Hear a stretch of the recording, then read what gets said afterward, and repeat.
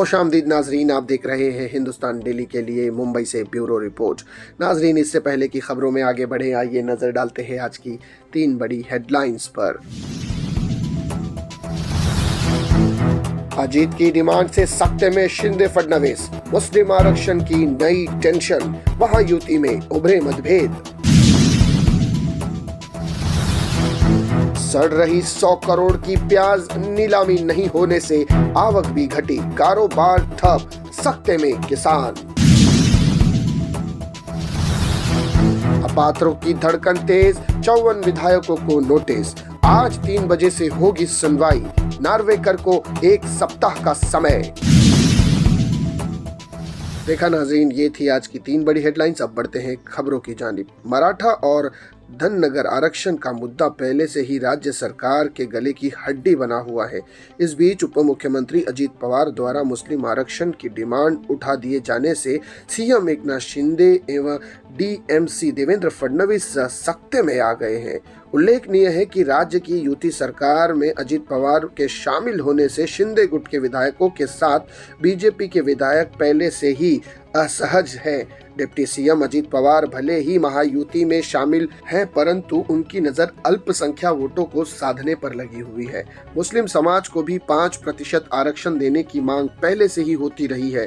पिछली एमवीए सरकार, जिसमें अजीत पवार भी डीसीएम थे, उस समय भी मुस्लिम आरक्षण को लेकर निर्णय हुआ था। अब एक बार फिर मुस्लिम आरक्षण को लेकर अजीत पवार के स्टैंड से महायुति में मतभेद नजर आ रहा है। पिछले दिनों अजीत पवार ने मौलाना आजाद आर्थिक विकास महामंडल को ज्यादा निधि उपलब्ध कराने का निर्णय लिया था। इसके पहले सीएम और डीसीएम फडणवीस के विभागों में हस्तक्षेप कर बैठक भी ली थी। भाजपा नेता व केंद्रीय गृह मंत्री अमित शाह के मुंबई दौरे के दौरान डीसीएम अजीत पवार की नामौजूदगी चर्चा में है। इस बीच अजीत ने बारामती में एक कार्यक्रम में कहा कि हमारी संस्थाएं मजबूत होनी चाहिए, वे आर्थिक रूप से सक्षम हो। आज मैं कैबिनेट में हूं, मेरे हाथ में वित्त विभाग है, लेकिन मुझे नहीं पता कि यह टिकेगा या नहीं। उनके इस बयान पर नई बहस शुरू हो गई है। तो ये थी नाज़रीन अब तक की पहली बड़ी खबर। आइए बढ़ते हैं अब दूसरी खबर की जानिब। नासिक जिले में प्याज की समस्या ज्वलंत है। किसानों के आंदोलन के बाद ट्रेड यूनियन द्वारा बुलाए गए बंद के कारण पिछले 5 दिनों में प्याज की नीलामी नहीं हुई है और आवक गिरकर 7.5 लाख हो गई है। जिले में क्विंटल टर्नओवर 100 करोड़ के आसपास रुका। प्याज की नीलामी नहीं होने से प्याज सड़ रहा है और बारिश के कारण प्याज सड़ने की गति बढ़ रही है। इसका असर प्याज किसानों पर पड़ रहा है।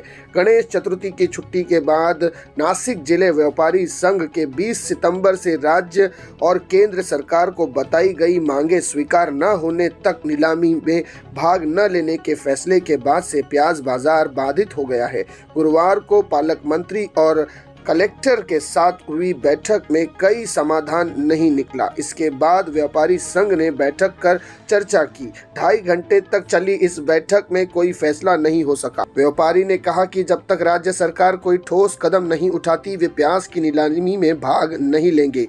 फैसला बंद यथावत जारी रहेगा। यह व्यापारी संघ का एक तरफा फैसला है। बैठक हो चुकी है। व्यापारियों द्वारा बंद का निर्णय बरकरार रखने का कारण 5 दिनों से बाजार समितियों में प्याज की नीलामी नहीं हो सकी है।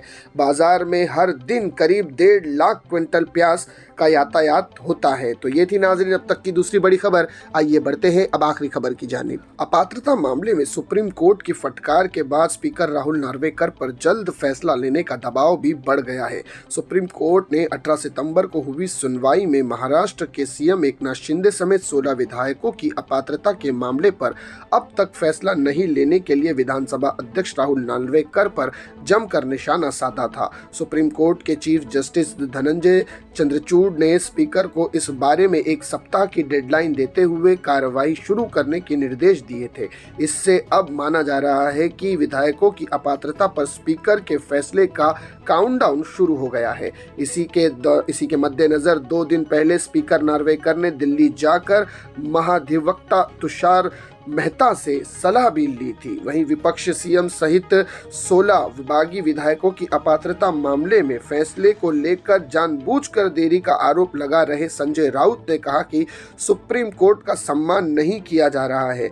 विस अध्यक्ष को विधायकों की अयोग्यता के संबंध में जल्द निर्णय लेना चाहिए। विधानसभा में विपक्ष के नेता विजय ने कहा कि समय पर फैसला होने से संवैधानिक संस्थाओं, पदों और लोकतंत्र पर विश्वास बना रहेगा। उन्होंने मामले की सुनवाई का लाइव टेलीकास्ट किए जाने की भी मांग की है। सीएम शिंदे और उनके साथ आए विधायकों ने जून 2022 में शिवसेना में बगावत के बाद राज्य में भाजपा के समर्थन से नई सरकार बना ली थी। इसके बाद उद्धव ठाकरे गुट ने पार्टी व्हिप का प्लान न करने का आरोप लगाते हुए शिंदे समेत 16 विधायकों को अपात्रता घोषित करने की मांग को लेकर सुप्रीम कोर्ट में याचिका दायर की थी, जिस पर उच्चतम न्यायालय ने महाराष्ट्र के विधानसभा अध्यक्ष को फैसला लेने की जिम्मेदारी दी है। लेकिन इस मामले में हो रही देरी को लेकर सुप्रीम कोर्ट नाराज है। तो ये थी नाज़रीन अब तक की 3 बड़ी खबरें जिन पर तफसील से बात की गई। इसी तरह की खबरों के लिए हमारे चैनल हिंदुस्तान डेली को सब्सक्राइब कीजिएगा। मैं सिराज शेख हिंदुस्तान डेली से फिर मिलूंगा किसी अगली खबर के साथ।